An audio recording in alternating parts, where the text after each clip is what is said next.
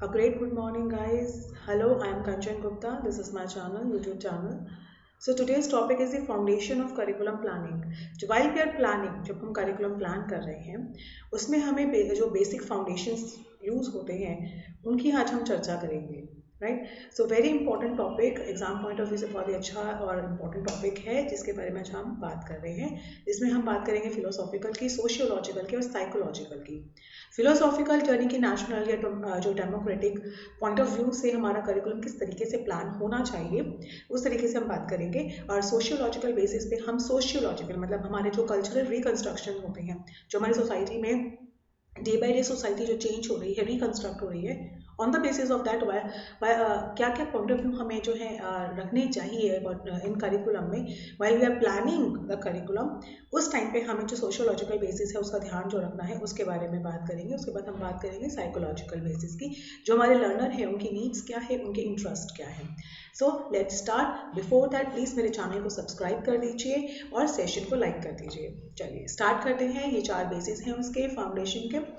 जो है one more मैंने इंक्लूड किया है, ये है हिस्टोरिकल. जो हमारे कोर्स में है वो है philosophical, psychological and sociological, but according to हम हिस्टोरिकल भी थोड़ा बहुत पढ़ सकते हैं. चलिए फिलोसॉफिकल बेस हमारा क्या कहता है कि फिलोसफी प्रोवाइड करती है educator, teachers and curriculum makers को एक फ्रेमवर्क. फिलॉसफी प्रोवाइड करती है एक फ्रेमवर्क, वो फ्रेमवर्क जिसमें हमारा करिकुलम फ्रेम होना चाहिए while we are planning or implementing or evaluating the curriculum. It helps in answering what educational institutions are for. एक फिलॉसफी हमें इन क्वेश्चंस के आंसर करती है कि हमारा जो इंस्टीट्यूशन हमने बिल्ड किया है वो एक्चुअली किस चीज़ के, किस पर्पस के लिए हमने वो बिल्ड किया है. What subject should be important है ना to include in the curriculum, how students should learn, किस तरीके से स्टूडेंट्स को लर्न करना है, किस तरीके के जो मटीरियल्स हैं, जो मेथड्स हैं should be used. Decision making philosophy provides the starting point and will be used for the succeeding decision making. की जो हमारी philosophy है that helps you कि जब क्या पॉइंट होना चाहिए, क्या स्टार्टिंग पॉइंट होना चाहिए, क्या उसके आगे आगे डिसीजंस हमें फॉलो अप करने हैं. स्टडी ऑफ फिलोसफी हेल्प करता है डील करने में with our own personal system of belief, कि हमारे पर्सनल बिलीफ क्या है. जब हम बच्चों से पूछते हैं कि आपके पर्सनल, तो हर एक की फिलोसफी अलग है, लाइफ के पर्पस अलग है ना. As a philosophical issue have always influenced society and institution of learning. Study of philosophy of education in terms of curriculum development is essential. कि जब भी हम स्टडी करते हैं करिकुलम की, करिकुलम के पॉइंट ऑफ व्यू की, तो हमें फिलोसॉफिकल इश्यूज को कंसिडरेशन करना चाहिए. Those who are responsible for curriculum decisions should be clear about what they believe. देखिए किस चीज़ पर वो विश्वास रखते हैं, ठीक है, किस चीज़ पे वो आइडियलिज्म की फिलोसफी पे विश्वास रखते हैं या रियलिज्म की फिलोसफी पे विश्वास रखते हैं या वो जो है प्रैग्मेटिज्म की फिलोसफी. तो एक पर्सन जब एक करिकुलम से रिलेटेड डिसीजन को फॉलो करता है, बनाता है, तो he should know, he or she should know कि what they believe in, right? If we are unclear और confused होते हैं अपने beliefs को लेकर, तो हम एक unclear हो रहे हैं, confused हो रहे हैं, तो we can't make the curriculum. So अब different philosophy के accordingly हम पढ़ेंगे कि वो curriculum होना कैसा चाहिए, right? जैसे first of all हमारा idealism है.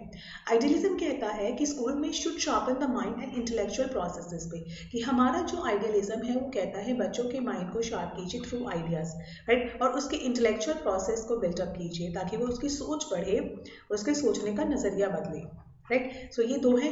उसके बाद देखिए जो टाइप्स हैं आइडियलिज्म के, फर्स्ट आता है सब्जेक्टिव.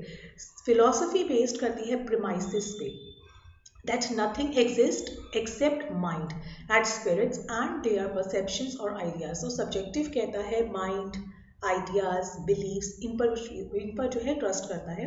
एक पर्सन का जो एक्सपीरियंस मटेरियल थिंग्स है, but existence is not independent of the perceiving mind. Material things are just mere perception. देखिए जो इन्होंने कहा कि मटेरियल जो थिंग्स हैं संसार में वो एक जस्ट क्या है, परसेप्शन है. रियल थिंग्स क्या है जो एग्जिस्ट, जो प्रीमाइसिस क्या है, mind, spirit, right. Platonic idealism विश्वास करता है इटर्नल ट्रुथ पे, exist in the realm of ideas पे, कि आइडियाज होने चाहिए rather than we could be natural या physical world. So these eternal जो ट्रुथ है, he believes in the eternal truth. Eternal truth can exist in your mind, but they cannot observed or perceived out in the physical world. ठीक है, to से it that कि जो truth है does not exist in the world, we see in our mind, कि वो जो संसार का सच है वो संसार में नहीं हमारे दिमाग में है। इटर्नल ट्रुथ, कि जो संसार का सच है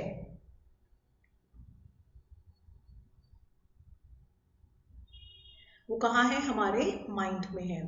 ठीक है, चलिए नाउ एब्सोल्यूट आइडियलिज्म हेजल ने दिया था, इट्स अ ड्यूअलिस्ट थे, he accepted that independence authority जो है मैनी एंड रेमर both, right. So most supreme जो फॉर्म ऑफ सोल है is providence and the creature of object. दो तरह के हैं कि सोल एक जो है गॉड है और जो क्रिएचर है उसके वो ऑब्जेक्ट ऑफ दैट वर्ल्ड है। तो ये एब्सोल्यूट आइडियलिज्म है जो कि हेजल ने दिया था। तो ये तीन तरह के आइडियलिज्म बिलीफ है कि हम जो भी सच है वो इटर्नल है, जो भी सच है वो हमारे दिमाग में है, वो हमारे अंदर है, हमें उसे बाहर निकालना है through spiritualism, through meditation, through कहते हैं ना कि हम अपने आप को गो थ्रू कीजिए, थ्रू माइंड मैप, थ्रू अपने आप को खंगाल के, ठीक है, थ्रू मेडिटेशन जो है अपने सच को बाहर निकालना, वो है यहाँ पे, राइट।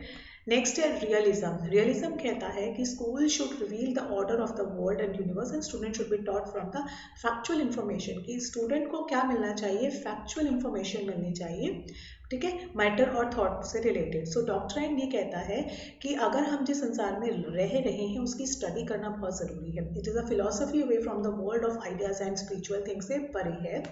रियल जो डिनोट करता है फैक्चुअल एग्जिस्टेंस पे करता है, इट इंडिकेट्स दैट थिंग्स और जो इवेंट्स हैं which exist in the world is right, कि जो संसार में चीज़ें हैं जो हम अपने सेंसेस से टच कर पा रहे हैं वही सच है। इट अपोजेस द थिंग्स और इवेंट दैट इज इमेजिनरी, ये इमेजिनरी जो चीज़ें हम सोचते हैं उसको नकारता है, जो फैक्चुअल है उसको नकारता है, जो हम सेंसेस के थ्रू चीज़ें कर पा रहे हैं उसको ले पाता है। View knowledge acquired through our senses, या कोई साइंटिफिकली प्रूफ चीज है उसको वो ले पा रहा है। It says that physical world जो है वो ऑब्जेक्टिव है और फैक्चुअल है, जहाँ पे personal feeling desires are subjective and secondary. सबसे पहले this is why that is it is called objectivism, the other name is objectivism. ठीक है, पैरेललिज्म होता है कि student should teach the students reason and God's will, मतलब कि उनको एक रीजन समझना बहुत ज़रूरी है। तो बच्चों को थ्रू एजुकेशन हमें रीजन बताना है कि हम ये चीज़ें क्यों पढ़ पा रहे हैं या क्यों पढ़ रहे हैं। Permanence is more real than change, so human nature remain essential the same, कि human nature should remain same, कि ह्यूमन नेचर को सेम रहना चाहिए जैसा वो है। एजुकेशन इम्प्लाइज टीचिंग या टीचिंग इम्प्लाइज नॉलेज, तो ये कहता है कि एजुकेशन जो है वो टीचिंग की तरफ जाती है एंड टीचिंग जो है वो हमारी नॉलेज की तरफ जाती है, ये पैरेललिज्म कहता है। नॉलेज ही सच है, truth everywhere is the same, जो भी सच है वो सब जगह समान है। एजुकेशन जो है should be everywhere the same, जो भी हम एजुकेशन ले रहे हैं या दे रहे हैं should be same. This philosophy approach is very conservative and inflexible philosophy. Inflexible समझ रहे हो कि जो फिक्स्ड है, जो सालों साल जो चलता आ रहा है वही चलेगा, तो इसको हम कहते हैं इनफ्लेक्सिबल, कि जो सच शुरू से है वही सच चलता आ रहा है और वही सच सभी जगह सेम है, ये पैरेललिज्म कहता है। It is based on the view that reality comes from fundamental fixed truth related to God. ये कहता है कि जो भी सच है वो कहाँ से आया है, उसकी रियलिटी क्या है, उसकी जो बेस है वो सॉलिड है, वो सच सच ही रहेगा, बदलेगा नहीं। People find truth through reasoning और revelation and goodness is found in rational thinking. तो बस पैरेललिज्म में आपको ये समझना है कि इनफ्लेक्सिबल ट्रुथ है। एसेंशियल अप्रोच, एसेंशियल अप्रोच कहते हैं कि school should impart child centred, कि हमारे जो स्कूल है उसको एक child centre appropriate knowledge provide करनी है। एसेंशियलिस्ट कहते हैं believe that there exist a critical core of information, कि एक एसेंशियलिस्ट में था कि वो बिलीव करते हैं कि जो इंफॉर्मेशन है वो क्रिटिकल कोर में एग्जिस्ट करती है and educated person must have, और जो एजुकेशन है वो मस्ट है।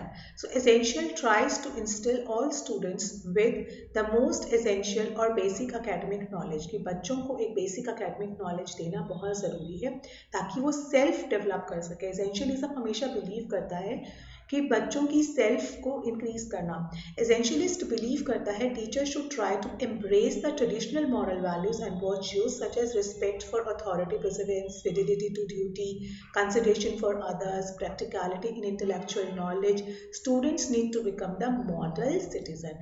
एक सेल्फ को बनाता है, ये एक मॉडल सिटीजन बनाता है, खुद की सेल्फ डेवलपमेंट पे फोकस करता है कि कैसे आप खुद को डेवलप करते हैं। एसेंशियलिस्ट होप करते हैं व्हेन स्टूडेंट्स जो है लीव द स्कूल, कि जब वो बच्चा स्कूल छोड़े, they will not only possess the basic knowledge, कि उसको सिर्फ एक बेसिक नॉलेज या स्किल्स नहीं हो, they become a disciplined person, practical person, जो वो अपनी लाइफ में उसने सीखा है उसको अप्लाई कर सके इन फ्यूचर, राइट। सो ये एसेंशियलिस्ट कहते हैं।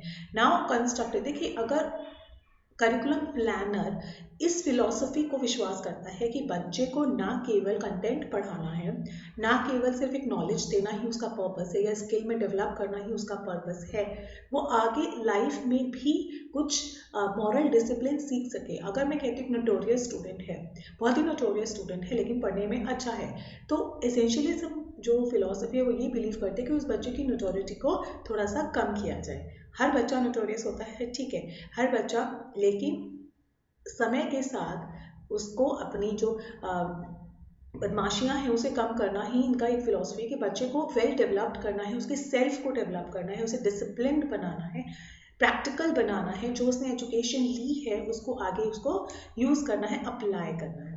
अगर हमारा प्लानर कंस्ट्रक्टिविज्म अप्रोच से करता है तो दे विल कंस्ट्रक्टिव नॉलेज, कि बच्चा क्रिएटिव होना चाहिए, they should be develop something new, ठीक है।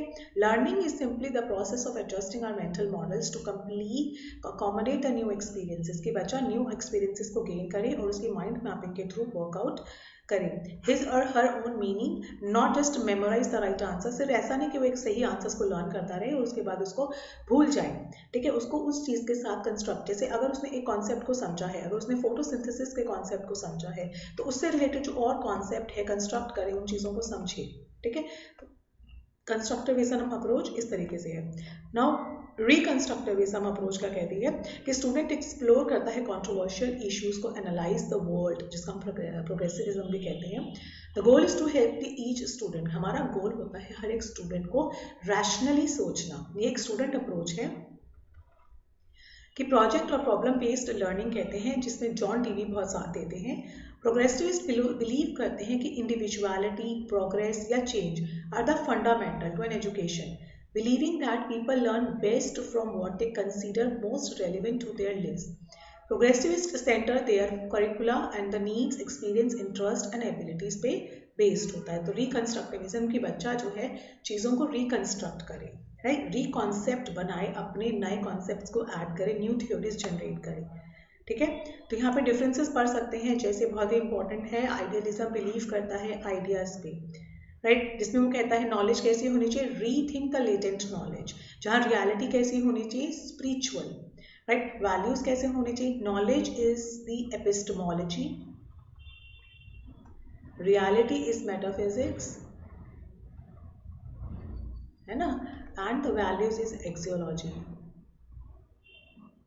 सो एक्सोलॉजी एब्सोल्यूट एंड इटर्नल है। टीचर्स कैसे होने चाहिए, to bring the latent knowledge, ideas conscious में लाएं बच्चों के, उनको मॉरल और स्पिरिचुअल लीडर्स बनाएं, टीचर का रोल ये होता है। एम्फेसिस लर्निंग कैसी होनी चाहिए, recalling the knowledge and ideas को रिकॉल करते रहे, लर्न करते रहे, मंत्र हैं, उच्चारण है, हमारे जो वेद हैं, जो हमारे रामायण है, उनको रीथिंक, रिकॉलिंग करते रहे। Abstract thinking as the highest form, abstract thinking होती, this is the very important. Emphasis on curriculum, curriculum कैसा होता है, यहाँ पे सब्जेक्ट बेस्ड करिकुलम होता है, जहाँ पे हम हियरार्की ऑफ सब्जेक्ट्स पढ़ते हैं, लाइक फिलॉसफी है, लाइक थियोलॉजी है, इन सब सब्जेक्ट्स को हम यहाँ पढ़ते हैं। नाउ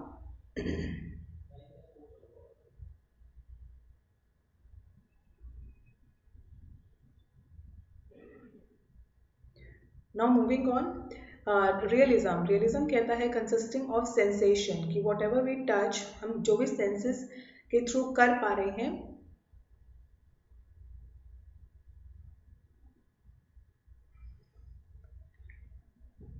सेंसेस के थ्रू कर पा रहे हैं, एब्स्ट्रैक्शन ऑफ फिजिकल ऑब्जेक्ट्स हैं, so based on the natural laws, जो भी नेचुरल लॉज एग्जिस्ट कर रहे हैं, राइट। जो भी नेचुरल लॉज एग्जिस्ट कर रहे हैं composed of matters, this is believe in the matters जो फिजिकल वर्ल्ड में एग्जिस्ट हैं, एब्सोल्यूट एंड इटर्नल आपको यहाँ मिलेगा, जो कि आपके नेचुरल लॉज यानी कि साइंटिफिक जो भी लॉज हैं उन पर बेस्ड है रियलिज्म, राइट। उसके बाद जो टीचर का रोल होता है वो है रैशनल थॉट को डेवलप करना, कि लोग बच्चे जो हैं वो चीज़ों को समझे, चीज़ों को री गो थ्रू करे, साइंटिफिक नजरिए से देखें, उनमें सोर्स ऑफ अथॉरिटी हो। Emphasis on learning exercising the mind, mind में logical abstract thinking are the highest form, abstract thinking कि उसमें चीज़ों को खंगाले। Teaching methods are focused on mastering the facts, इसमें होता है जो फैक्ट्स हैं उनको मास्टर करके उनको अप्लाई करना, डेमोन्स्ट्रेट करना, उस पर एक्सपेरिमेंट्स करना, तो ये बेसिक उसका इंपॉर्टेंट है। नाउ करिकुलम होना चाहिए नॉलेज बेस्ड, ज्ञान के ऊपर, subject based, arts and science के ऊपर, ह्यूमनिस्टिक है या साइंटिफिक सब्जेक्ट्स हैं, these subjects should be included in realism. Philosophy, pragmatism कहता है एक्सपीरियंस, साइंटिफिक मेथड्स है या इंटरडिसिप्लिनरी अप्रोच है, इन चीज़ों के ऊपर मैटर करता है। इंटरैक्शन ऑफ इंडिविजुअल, जैसे क्योंकि आपको पता है सच जो है वो बदलता रहता है, ये प्रैग्मेटिज्म। फिलोसफी कहती है कि जो आज सच है वो कल बदल भी सकता है, कोई भी फिक्स करिकुलम ये मैटर नहीं करता है। सिचुएशनल पे बेस्ड होता है curriculum, subject to change and verification, और उसी के साथ वो वेरीफाई होता रहता है। बहुत ही इंपॉर्टेंट फिलोसफी है जो कि इन दोनों के कॉन्सेप्ट को ही चेंज कर देती है। To cultivate the critical thinking, ये कहता है सोच को बढ़ाइए और क्रिटिकल कीजिए। Methods for dealing with the changing environment, वो मेथड्स जो आपके एनवायरनमेंट, बदलते एनवायरनमेंट को डील करें। क्रिएट कीजिए, डेमोन्स्ट्रेटिंग इन कोऑपरेटिव सोसाइटीज को डील करना है, this is also very important. No permanent knowledge, appropriate experiences होने चाहिए, प्रिपेयर इंडिविजुअल फॉर चेंज, कि बच्चे को आगे आने वाले चेंज के लिए तैयार करना, आगे होने वाले फ्यूचर्स में अगर कोई घटना होती है तो उसको पहले से ही तैयार करना। अगर मान लीजिए कोविड-19 जो आया है, हम लोग उसके लिए प्रिपेयर नहीं थे, बच्चे जो हैं वो ऑनलाइन क्लासेस के लिए प्रिपेयर नहीं थे, अगर हम पहले से ही इस प्रॉब्लम से डील करने का कोई रास्ता सोच पाते, ऐसी कोई प्रॉब्लम का, तो हम क्या कर सकते थे कि हफ्ते में 2 क्लासेस ऑनलाइन रखिए और बाकी जो 3 डेज की क्लासेस हैं वो बच्चा जाके फिजिकली जो है स्कूल में जाके पढ़ रहा है, ऑफलाइन पढ़ रहा है, तो बच्चों को एक हैबिचुअल भी हो सकते थे। तो आई एम जस्ट सेइंग कि बच्चे को किस तरीके से हमें फ्यूचर के लिए तैयार कर सकते हैं। प्रॉब्लम सॉल्विंग टॉपिक्स बच्चे को दीजिए कि अगर ये प्रॉब्लम है तो सॉल्व करके लाइए, अगर ऐसी कोई घटना होती है तो आप क्या क्या सजेशंस देते हैं। बच्चों के माइंड को खोलना ही प्रैग्मेटिज्म फिलॉसफी बिलीव करता है। एग्जिस्टेंशियलिज्म में कहा था मैंने, सेल्फ बिलीव करना, खुद पे विश्वास करना, खुद को डेवलप करना, कि अगर बच्चा स्किल और नॉलेज के साथ साथ खुद को डेवलप करे, पर्सनल जो है चीज़ों पे भी ध्यान देंगे, फॉर पर्सनल चॉइसेस, कि उसकी पर्सनली क्या क्या चॉइसेस हैं। सब्जेक्टिव डाइवर्सिफाइड करिकुलम पे बिलीव करता है, freely chosen based on the individual perception, कि एक बच्चे का खुद का इंडिविजुअल परसेप्शन क्या है वो उस पर जानना, खुद को खंगालना कि वो क्या चाहता है। कल्टिवेट द पर्सनल चॉइसेस, खुद की डेफिनेशन दे कि वो क्या है। अगर मैं उससे पूछूं हु आर यू, तो खुद को डिस्क्राइब कर पाए, खुद की चॉइसेस को डिस्क्राइब कर पाए। नॉलेज एंड प्रिंसिपल्स, किस तरह की लर्निंग को बिलीव करता है।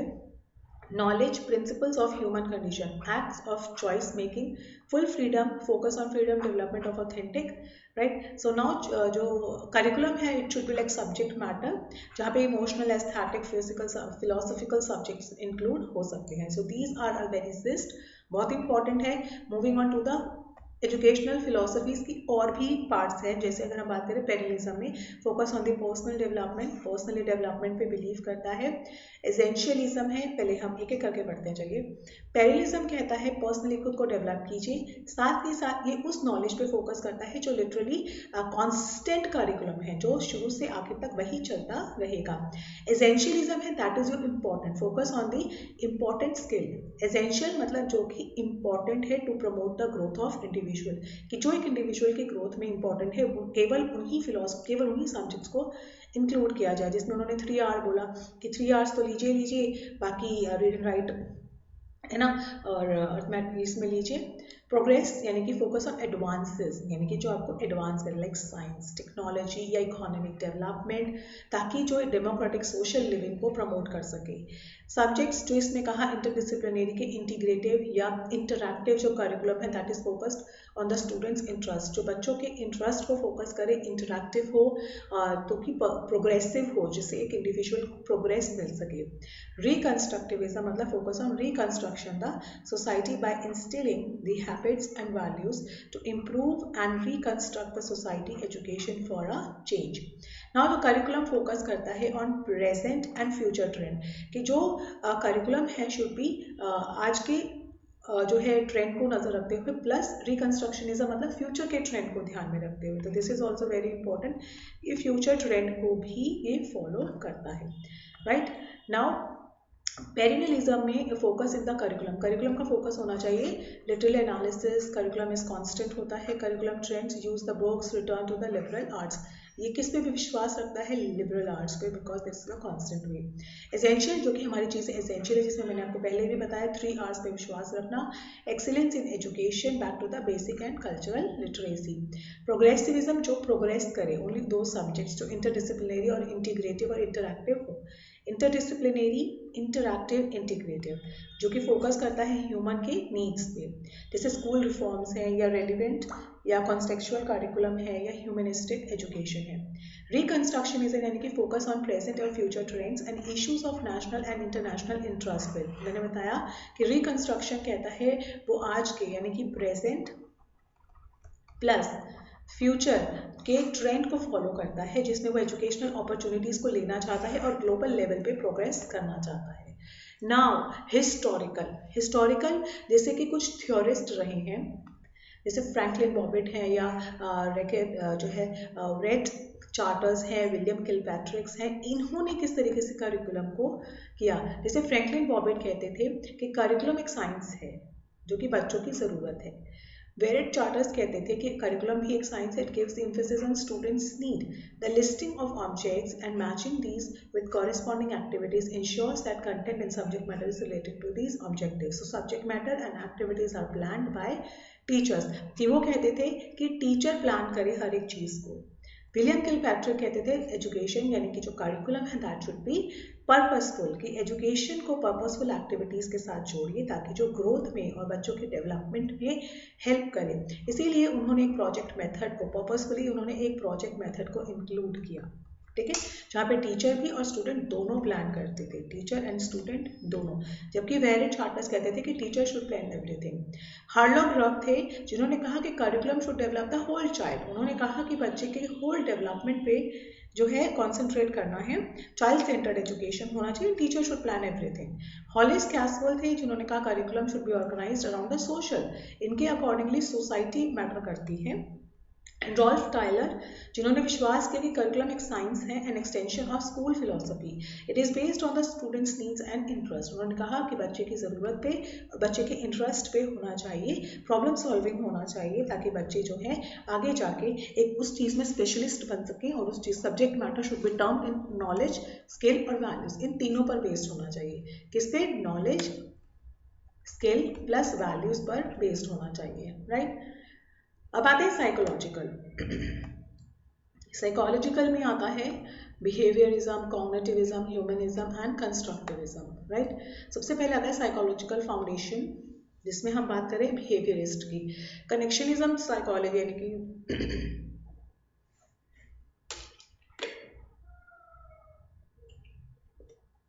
ये दी है थॉर्नडाइक ने। उसके बाद क्लासिकल कंडीशनिंग दी इवान पावलोव ने। ऑपरेंट कंडीशनिंग दी है स्किनर ने। Modelling and observation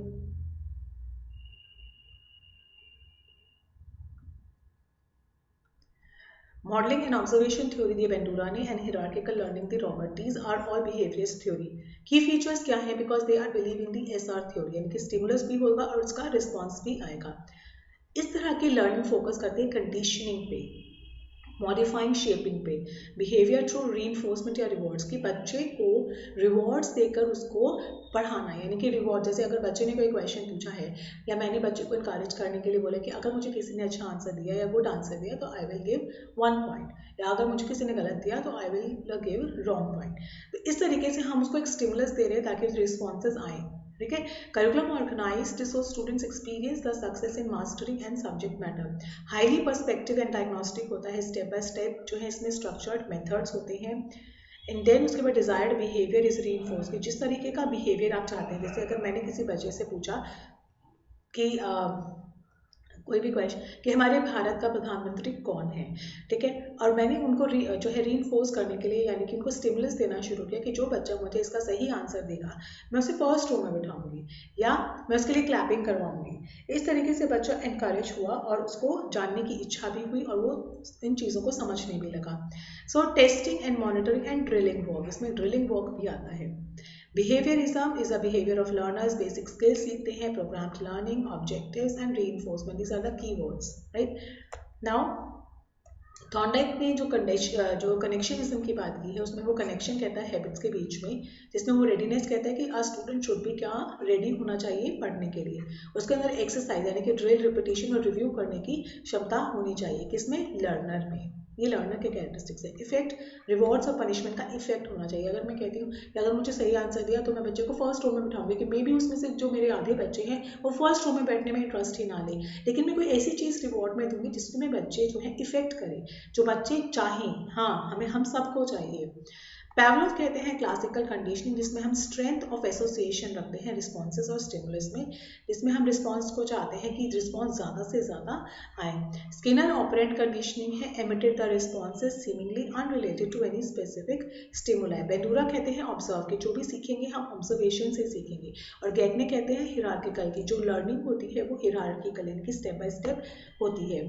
cognitive point of view से अगर जब हम जो है करिकुलम प्लान करते हैं तो उसके अकॉर्डिंगली हम कहते हैं कि जो इंफॉर्मेशन होनी चाहिए वो शुड बी इंटरैक्टिव होनी चाहिए थ्रू आउट द वर्ल्ड, जिसमें हम लर्निंग प्रोसेस फोकस करते हैं कि स्टूडेंट के डेवलपमेंटल स्टेज से रिलेटेड होनी चाहिए, कि अगर बच्चा 4 साल का है तो उसका उस टाइम पे कॉग्निटिव डेवलपमेंट कैसा है, उसी के अकॉर्डिंग हमें करिकुलम को प्लान करना है।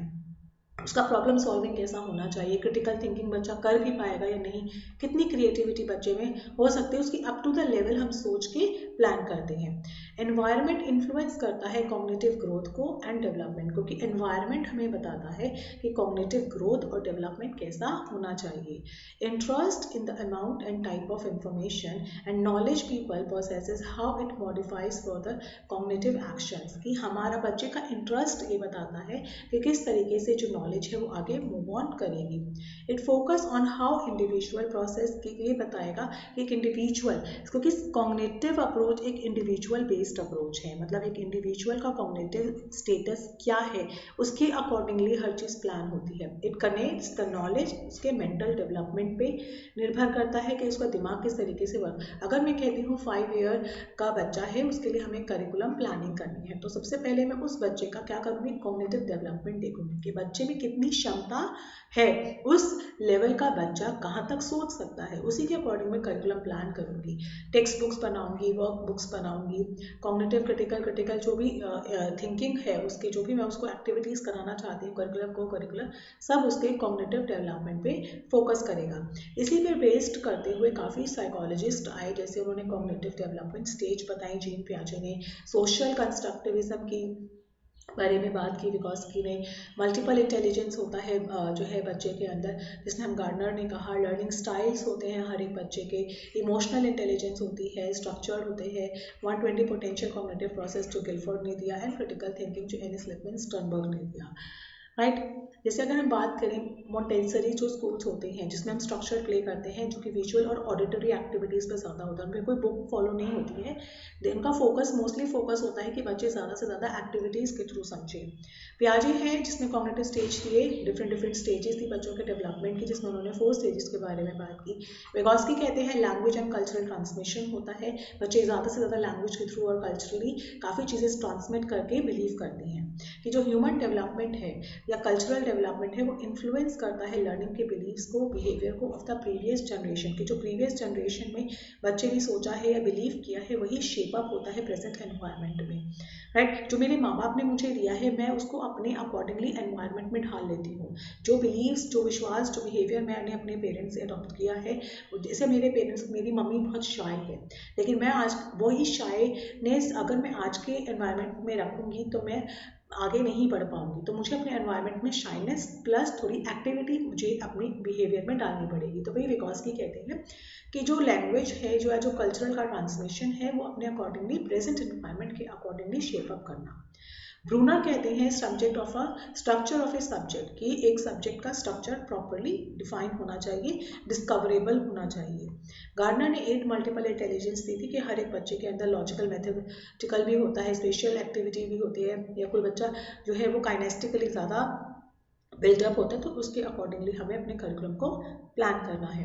गिलफर्ड है या एनिस लिपमैन स्टर्नबर्ग है जिन्होंने स्टूडेंट्स हाउ टू थिंक, कि बच्चे को कैसे सोचना है, कैसे कंक्लूजन निकालना है, कैसे इन्फ्लुएंसेस निकालने हैं, कैसे कॉज एंड इफेक्ट को समझना है, एनालॉजीज हैं, assumptions हैं, इस पर क्या क्या वर्क करना है, ये स्टर्नबर्ग ने बताया। तो these are all psychological point of view. Now moving on to the humanistic. Humanistic क्या कहता है कि थ्योरी ऑफ ह्यूमन नीड्स, कि ह्यूमन नीड्स पर बेस्ड ये थ्योरी है जहाँ पे हम सेल्फ एक्चुअलाइजेशन को करते हैं मास्लो के। एंड दूसरा कार्ल रॉजर्स की थी नॉन डायरेक्टिव, राइट। एक कंसीडर करता है कि जो होल चाइल्ड यानी कि जो बच्चा है वो अपने सोशल, साइकोलॉजिकल या कॉग्निटिव डेवलपमेंट को कंसीडर करे, right. Learning focus on students' need, attitude, feelings and self-awareness, कि how much students aware of the society, ये उस पर बिलीव करता है, right? जैसे the way we look at, understand ourselves is essential for learning, so it entails more alternatives for learning. Subjective curriculum की बात करता है।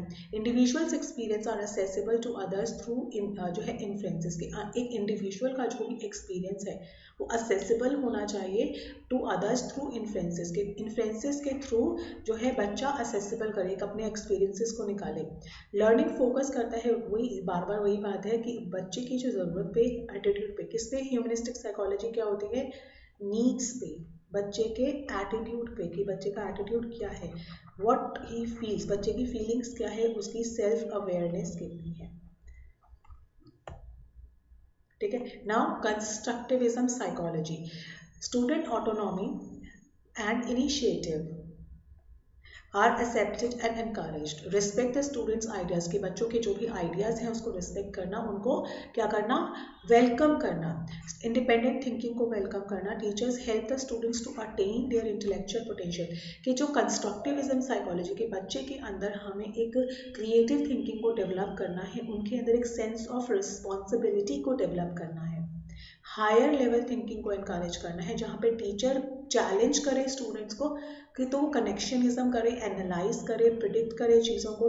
The way in which teacher ask the question and influence the students responses, जहाँ पे वो teacher क्या करती है, बच्चों से ज़्यादा क्वेश्चन पूछती है, ड्रिल एक्टिविटीज़ में इन्वॉल्व करती है, प्रोजेक्ट वर्क देती है, ठीक है, बच्चों को डायलॉग्स में इन्वॉल्व करके रखती है, उनको कहती है पर्सनल नॉलेज जो है वो डेवलप करो, express their ideas to allow the meaningful learning. Students are engaged in experiences that challenge their hypothesis and encourage the discussion.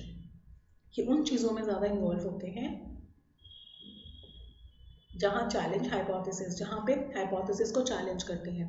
Student generate करते हैं वेरियस हाइपोथेसिस, उसके ऊपर जो एक एक हाइपोथेसिस को सॉल्व करते हैं, तो इससे बच्चों का जो माइंड मैपिंग है, जो बच्चों के माइंड खुलते हैं। It provides the opportunity to test their hypothesis through dialogues. The class used the raw data and primary sources and manipulative physical interactive material. It involves the student into the real world situation, कि जो भी real world में situation है उसमें बच्चे को put किया जाता है ताकि वो ज़्यादा से ज़्यादा चीज़ों को समझे। Now the sociological foundation है कि किस तरीके से सोशियोलॉजिकल जो कल्चरल डिस्ट्रक्शन होता है, जिसे हम कहते हैं सोशियस, जो है सोशल या वेलबींग से आया है, ग्रीक वर्ड या लोगोस यानी कि स्टडी। तो इसका पूरा टर्म बनता है स्टडी ऑफ सोशल बीइंग, एक स्टडी करना किसकी, सोशल बीइंग, प्रॉपर पूरे सोशल के बिहेवियर की, सोसाइटी के स्ट्रक्चर की, सोशल फिनोमिना, किस तरीके से सोसाइटी वर्क करती है, different forms of human inter relations की, जहाँ हम बात करेंगे इश्यूज फ्रॉम द सोसाइटी की, जो भी सोसाइटी के इश्यूज हैं उनको यहाँ पे क्या किया जाता है, स्टडी किया जाता है, चाहे वो ग्रुप में हो चाहे इंस्टीट्यूशनल हो। It refers to the issues from the society that have an influence on curriculum. वो issues जो हमारी सोसाइटी के जो इश्यूज हैं जो हमारी एजुकेशन पे इफेक्ट करते हैं, जैसे changes occurring in societal structure, कि सोसाइटी के स्ट्रक्चर में चेंज आ रहा है, या ट्रांसमिशन ऑफ कल्चर, या कोई सोशल प्रॉब्लम है जो हमारे करिकुलम को इफेक्ट कर रही है, या कोई इकोनॉमिक प्रॉब्लम है जो हमारे करिकुलम को इफेक्ट करेगी। अकॉर्डिंग टू द सोशियोलॉजी हमारा एम्स ऑफ एजुकेशन क्या होना चाहिए? जो सोशल फीलिंग्स हैं उनको डेवलप करना, development of socially efficient individual, कि एक इंडिविजुअल को सोसाइटी की एफिशिएंट बनाना, सोशली एफिशिएंट बनाना, ताकि वो सोसाइटी में लिव कर सके, रह सके। उसकी इम्प्रूवमेंट करना वोकेशनल एफिशिएंसी, यानी कि उसको वोकेशनली करियर ओरिएंटेड बनाना, उसको एक जॉब दिलाना, इस तरीके की एजुकेशन हमें बनानी है ताकि बच्चा अगर पास आउट होकर जो है जॉब ले सके, अर्निंग कर सके।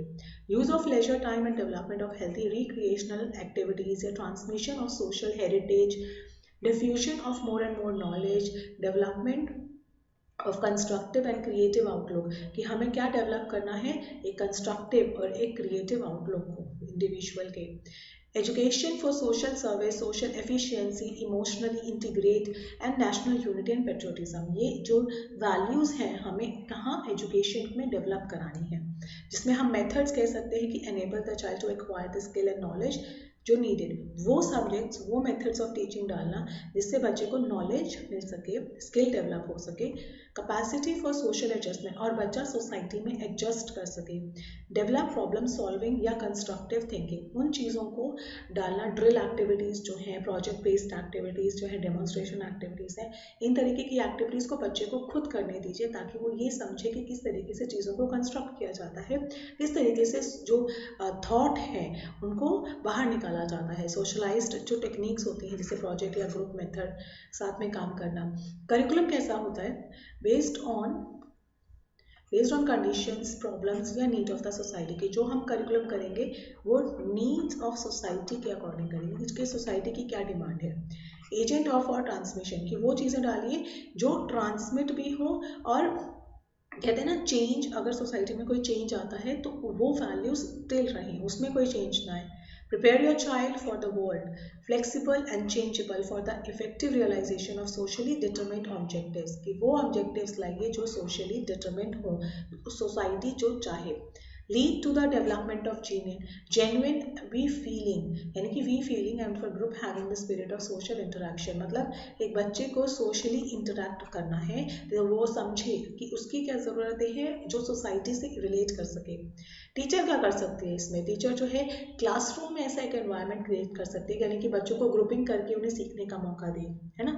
एक टीचर ही है और एक्सपोज कर सकती है टू द वर्ल्ड को। Destiny of the nation is shaped in the classroom by the teacher. Be expose to the concept of freedom, dignity of the individual, कि बच्चे को फ्रीडम दीजिए खुद लर्न करने के लिए, राइट्स, ड्यूटीज, ताकि वो ट्रांसमिट कर सके टू द यंगर जनरेशन, जो नेक्स्ट जनरेशन है उसको। Expected to possess right attitude of social behaviour and remain about casteism and. Teacher का रोल है बच्चे को ज़्यादा से ज़्यादा स्कोप देना, बच्चे को फ्रीडम देना ताकि वो अपने व्यूज़ को एक्सप्रेस कर पाए, उनको जो है ऐसा माहौल क्रिएट करके देना जिसमें वो अपनी सारी चीज़ों को डेवलप कर पाए, जो अपने पर्सनल सोसाइटी से रिलेटेड जो भी चीज़ें हैं उसको डेवलप कर पाए। So this is all about for today. So I hope आपको ये चीज़ें समझ में आई होंगी कि फाउंडेशन मतलब while we are planning for curriculum, जब हम एक करिकुलम को प्लान कर रहे हैं तो हम हर चीज़ को नज़र रखते हैं। हर चीज़ का मतलब है यहाँ पे हम बात करते हैं, अगर हम फिलॉसफी की बात करते हैं तो फिलॉसफी ये कहता है कि एक इंडिविजुअल की क्या ज़रूरत है, क्या नीड्स है, इसके अकॉर्डिंग हमें करिकुलम को प्लान करना है कि what exactly student needs, what exactly teacher wants to teach. तो ये सब चीज़ें हमें कौन बताता है? Philosophy, because it completely philosophy helps you to extract your mind. आपके अंदर क्या चल रहा है या आपकी क्या ज़रूरत है वो आपको फिलॉसफी के थ्रू पता चलता है।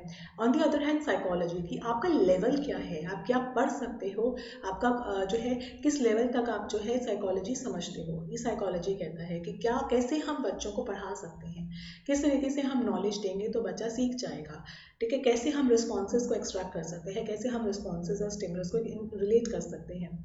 कॉग्निटिव बताता है बच्चे का लेवल डेवलपमेंट। अगर मैं कहती हूँ 3 ईयर का बच्चा है तो 3 ईयर का बच्चा कोई टेबल लर्न नहीं कर सकता है, उसका कॉग्निटिव डेवलपमेंट इतना डेवलप नहीं है कि 3 साल का बच्चा टेबल लर्न कर सके। लेकिन हाँ, 5 ईयर का बच्चा इतना डेवलप है, 60-40% जो है वो डेवलप्ड है कि वो एक टेबल लर्न कर सकता है, राइट। तो इस तरीके से हम बच्चे के लेवल को, क्या लेवल है उसका, उसके अकॉर्डिंग हम कॉग्निटिवली जो है करिकुलम को प्लान करते हैं।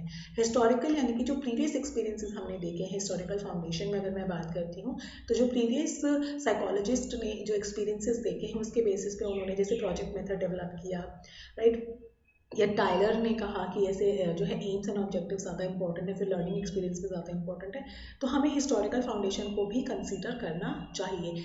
एंड जो है कंस्ट्रक्टिविज्म फाउंडेशन होना चाहिए कि बच्चे को क्रिएटिव बनाना है तो उस तरीके से करिकुलम को डिज़ाइन करना है। द लास्ट सोशियोलॉजिकल फाउंडेशन कहता है कि बच्चे के इंटर्न मतलब बच्चे के पर्सनल ग्रोथ के साथ साथ उसको हमें सोसाइटी के लिए भी तो बनाना है कि वो सोसाइटी में एग्जिस्ट कर सके, सोसाइटी की जो ज़रूरतें हैं उसको इनहेल कर पाए या और सोसाइटी में अपना कंट्रीब्यूशन भी दे पाए। तो इस तरीके की एजुकेशन को डेवलप करना है कि सबका सामाजिक विकास हो।